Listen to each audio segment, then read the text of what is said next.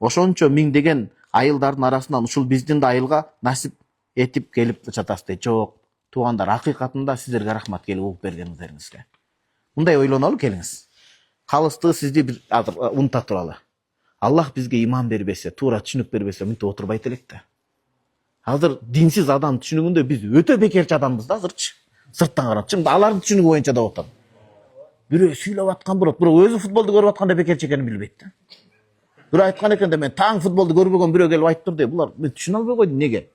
Же булар акылсыз, же мен акылсыз. Бир топто эле чуркап кубалай беришет экен депчи.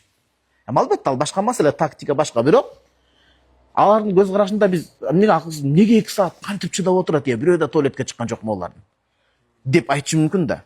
Жок, биз акыреттин сообун жашообузга өзөк курсакты тамак менен тойгузсак, руханиятты ушул сабак менен толтуруп атабыз. Аллах себепкер кылсын. Сиздерге рахмат. Имам Ахмад ибн Хамбал рахимахуллах бир күнү уруксат бериңиздер, айтып берейин. Бул укмуш таасирдүү окуя да болгон. Бир күнү бир мечитке барып калат. Булар өздөрүн илгеркилер мактаган эмес экен да. Чүмкөнүп анан азыркындай медиа болгон эмес да, китептеринен, илиминен таанышкан. Анан барып сабак өтүп жүрүп, бир мечитке барса, мечиттен кийин алардын тартыбы бөлөк экен да, жана катуураак экен, корс.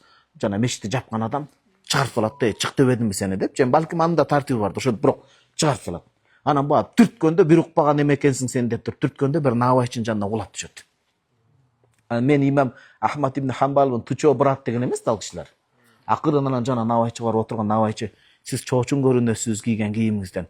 Келиңиз, буга капа болбоңуз, анын милдети эми деп анан акырын келип чай тамагын алып келип түздөп берип отурат.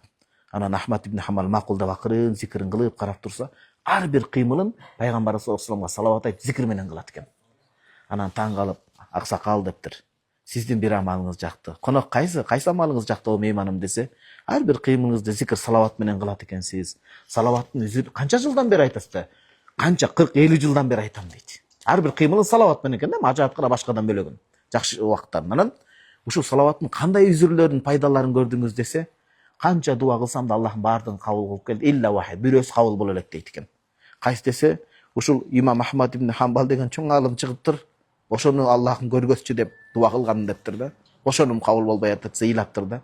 Көрсө Аллах Таала беркинин корустугу эмес, сиздин дуаңыз менен астыңызга түртүп алып келип койгон турбайбы депчи.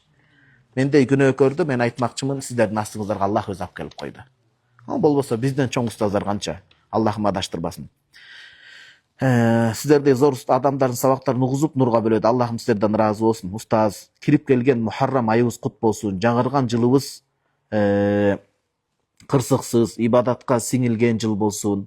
Арабыз толуп, сиздерде алым уламаларыбыз көбөйсүн. Амин дейт, амин. Сизге эки дүйнө ийгилик жана үй бүлөлүк бакыт каалайм. Суроо, витир намазында 3-чү рекеттин аттахиятында отуруп, кунут дуасын окуганын, кунут дуаны окууну унутуп, же күмөн болсо, жаңылуу саждасын кылса жетиштүүбү, же намазды кайрадан окуу керекпи? Аллах ыраазы болсун. Аллах сизден ыраазы болсун. Жаңылуу саждасы калып кеткен, атайлап эмес, унутуп калып же күмөндөнүп калып кеткен кунут дуасын ордун басат.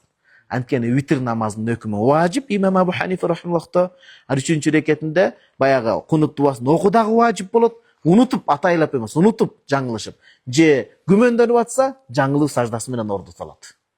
Кайрадан окуу же кайрадан тур деген сөз жок. Анткени ордунан өтүп кетсе артка кайтпайсыз важип үчүн. Түшүнүктүүбү туугандар? Кайтпайсыз. Аллах ыраазы болсун. Жүрөктү аябай жылыттыңыз бир тууганым.